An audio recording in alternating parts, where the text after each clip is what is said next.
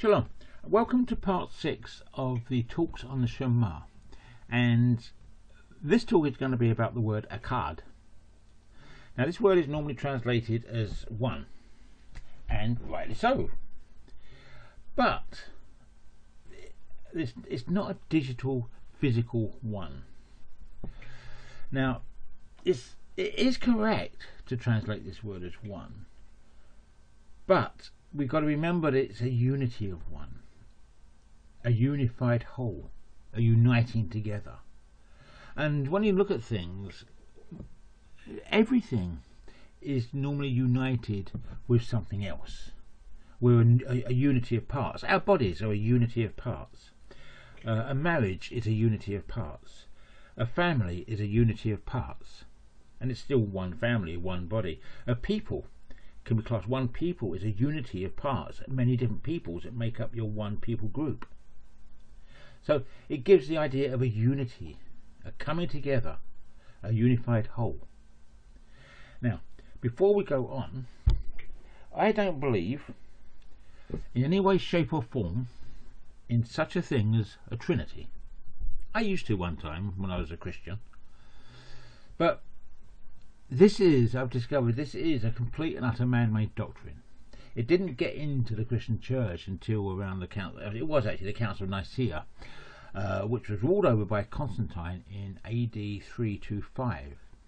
And Nicaea was, and I think it's the modern day Turkey, somewhere in there. But to see the whole Babylonian history of the Trinity and its complete pagan roots, a good book to look at is Alexander Hislop's book, The Two Babylons. In that book you'll also discover the Egyptian version of the same doctrine, and not forgetting that the target audience here are the children of those Hebrews that came out of Mitzrayim or Egypt. So they would have been steeped into the Egyptian version of this doctrine, this Trinitarian type of doctrine, where yes, it's a mother, a father and son all being equal and whole in the divine essence. I think that's how our Westminster Catechism puts it, or not mine, but the Christian one. So, and after 400 years of slavery, the whole people and their children would have been indoctrinated into this way of thinking. So here we've got Father saying that no, I'm not a Trinity. I'm not made up of there's not three of us. There's just one, me. One. A united whole being. But in saying that, Father is a family. He set himself off as a family. And that's what echad really is about. Now when before the universe was created, there was a creator, Yahuwah. But within that eternity, and well, I've got no other word for it, because outside of this universe I can't even fathom. I can just about fathom some of the things within the universe, but outside of it I can't fathom. Yahuwah, the creator, must have his abode outside of this universe for him to create it. He can't live in it and create it at the same time. He'd be creating himself. But he can enter into it by the Son. But within that eternity, I believe Father set aside two parts of himself.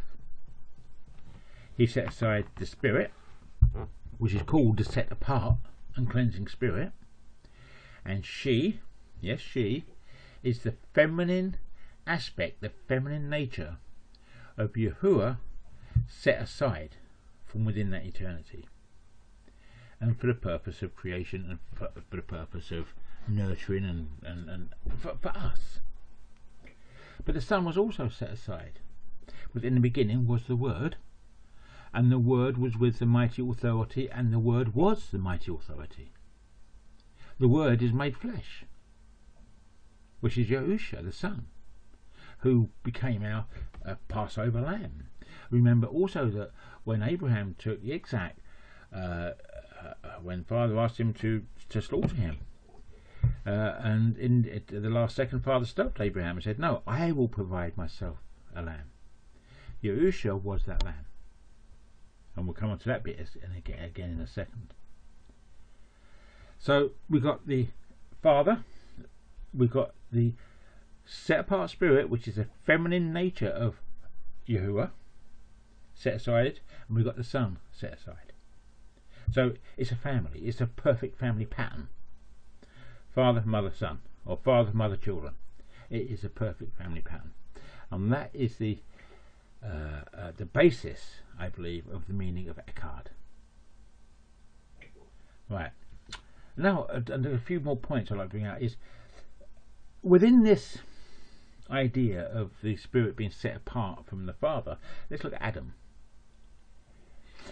Before Eve come along, Adam was walking alone within the enclosed garden with, I believe, is the Son, because no one's seen the Father and actually lived, and that must include Adam. So he must have been walking in that garden for an unspecified amount of years with Yahusha, the Son. Because no help me is there was to search for a mate for Adam, but it's not good for man to be alone. So in the end, as one couldn't be found, a deep sleep was put on Adam, and a rib was taken from him, and from that rib was made Eve. So we've got Eve being set apart from Adam in the beginning. It's a picture of the spirit being set apart from Yahuwah, from the whole, in the beginning. So that is there for a purpose to show us something about our Creator. Now, also we're told that in Proverbs chapter 8, although the word there is called wisdom, it's a personification of wisdom. But if you read that whole chapter and the first part of chapter 9, and you put in place of wisdom, you put the set apart spirit within that, then you get an amazing picture. And many people, even the old sages, I don't like really quoting them at all, also saw this wisdom as the spirit. And she's also spoken in the feminine throughout the Torah, prophets and Psalms. Whenever the spirit is spoken of, ruach is a feminine noun, and it's the verb associated with it is always in the feminine. So here we have the Father and the Mother, our spiritual mother, our adoptive mother, and the Son. Now, with this in mind, now let's look at the word echad. Look at its letters, how it's all made up, and we'll see something quite amazing. It's very, very enlightening. But one more thing, quickly, before we go to echad, the Son. If we go to Luke chapter 1 verse 35, we're told there, quote, and this is quoting from the Scripture 98 version, and the messenger answering said to her, talking to Miriam or Mary, the set apart spirit shall come upon you, and the power of the Most High shall overshadow you, and for that reason the set apart one born of you shall be called Son of Elohim. I'll read that again. The set apart spirit shall come upon you, and the power of the Most High shall overshadow you, and for that reason the set apart one born of you shall be called Son of the Mighty Authority. Here we have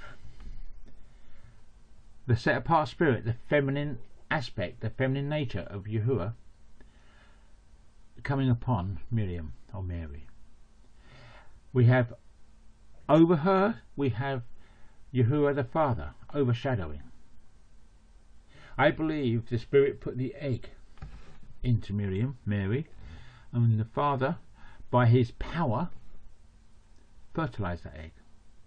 I believe Mary was the surrogate.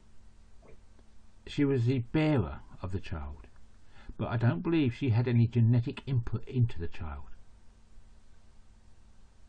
Now there's one, isn't there?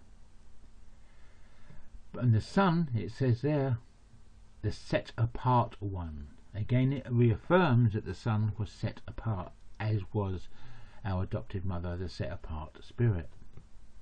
and he is called the Son of the mighty authority. And the Son comes in the character and name of the Father, Yahuwah. So that gives more credence to the idea of the family within Yahuwah. One family, one unit, one whole, one perfect unity. Not three different gods, but one complete whole. And this is, again, the root and meaning of echad. Now, the word echad itself comes from the root word kad, which is the chet and the dalet. Now, the chet is a pictograph of a wall, and it means to separate. Now, within the tent, you had a centre curtain which separated the male and the female sections, but also a wall represents a separation from those outside from those inside, and in a sense it separates chaos from order. Now, when you add the dalet on the end, which is a pictograph of a doorway, and it means a doorway, but it's a doorway to the family and home. And you add them together, you get the meaning of a doorway in the wall. And the only way to go from the outside to the inside is through the doorway. From chaos to order is through the doorway. The Messiah is the doorway. He is that doorway. Now, but inside, what is inside? Inside is order. Inside is the family. Inside is the home. Inside is unity. Inside is unity of purpose, unity of mind and heart, of will, unity of the family. But echad can also mean sharp, as the two edges, like a sword, a two-edged sword. Both edges come down to a point, and they form a single point. But when you look at this within the family framework, when the family work together in unity, they are sharp. They are a force to be reckoned with. And like the word is also considered a sword, a two-edged sword. So it comes back to that as well. But when you add the addition of the aleph before the kad to get echad, you get a stronger, more powerful meaning. But the letter aleph is a pictograph of an ox head, and it means strength and power and might. So now we get the meaning of a strong, powerful, mighty unity of the family and home for those who have come through the doorway from the outside. This is a strong family which acts as one. Okay, now linking this back to Yahuwah, our spiritual father, the set apart spirit, our spiritual mother, and Yahusha, the set apart son, our adoptive brother and bridegroom. We see the importance of the word echad. We see the perfect family picture. We see Yahuwah is one indeed. It's one perfect unity. There is no trinity of persons, all being equal and whole in divine essence, no. And also within Christianity, the spirit is reckoned to be male rather than female or feminine. No, this is one united family. Father, adoptive mother, adoptive father as well, adoptive mother, and the son. These two were set apart from the whole for the purpose of creation and for building and redeeming a family, us, a unity, which is us. I know many people are going to balk at the idea of this father, mother and son, but there's many false pagan deities which have got a mother, father, son aspect to them. They're throughout Babylon, they're throughout Egypt, they're throughout the world even. I mean, there's a plethora of them. And I know that Satan is a great imitator, and I think all these are imitations of the one true Creator, the Father, the set-apart Spirit, and the set-apart Son. All these other ones are poor, false, pagan imitations of the one true Creator. And, you know, we can throw this idea out. We can just toss it out as thinking, no, it's pagan, it's pagan, it's pagan. But people can do what they want to do. I'm here to share information. I'm here to share what I find. Nothing more, nothing less. But that is what I see. Echad. We are talking about one family. And we who get adopted into that family become united with Yahuwah, with his family.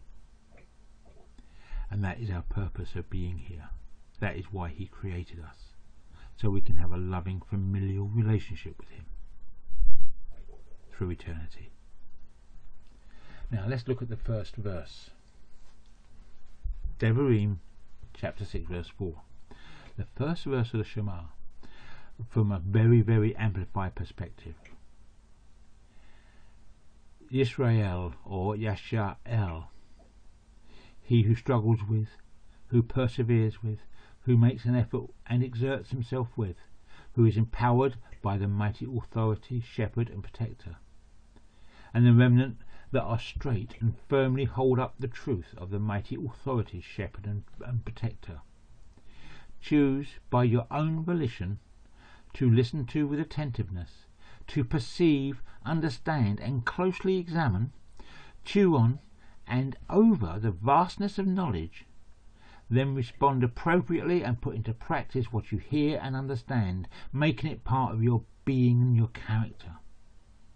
Yahuwah, he was, he is and will be our mighty authority, shepherd and protector, in whose hands the seed and heirs are added and secured to the mighty authority, shepherd and protector. Yahuwah is singularly a united family, one. That is the first verse of the Shema. That is what I believe Father is telling us. It's not just a few words that we're to say twice a day. He's telling us that we who struggle with him, we who persevere, we who make an effort with, who exert ourselves and who are empowered by him, we are Israel. We are the remnant that are straight, that walk a straight path, and that straight path is Torah. We are the remnant who firmly hold up the truth of the mighty authority, shepherd and protector, and we choose by our own volition to listen to with attentiveness, to perceive, to understand and to closely examine, to chew on and over the vastness of his knowledge. Then we respond appropriately and put into practice what we hear and understand, making it part of our character and being. And even there, you know, remember when it says about the Torah being written on our hearts, on our minds, on our being? That's exactly what the Shema is telling us, making it part of our character and being.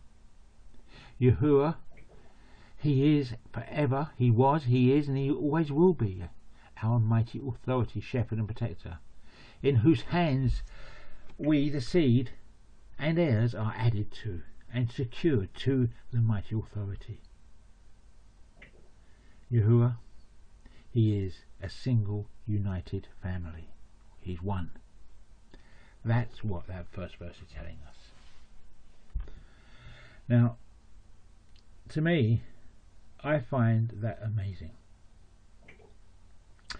I find so much wonder, so much beauty, so much compassion within that it just leads me to discover more and more, to search more and more, to find out more and more, and to become closer and closer and closer to him. Because he wants me to. He wants you to. He wants us all to. He wants us as part of his family, united, echad, in him. So we also become one in him. Shalom. Shalom.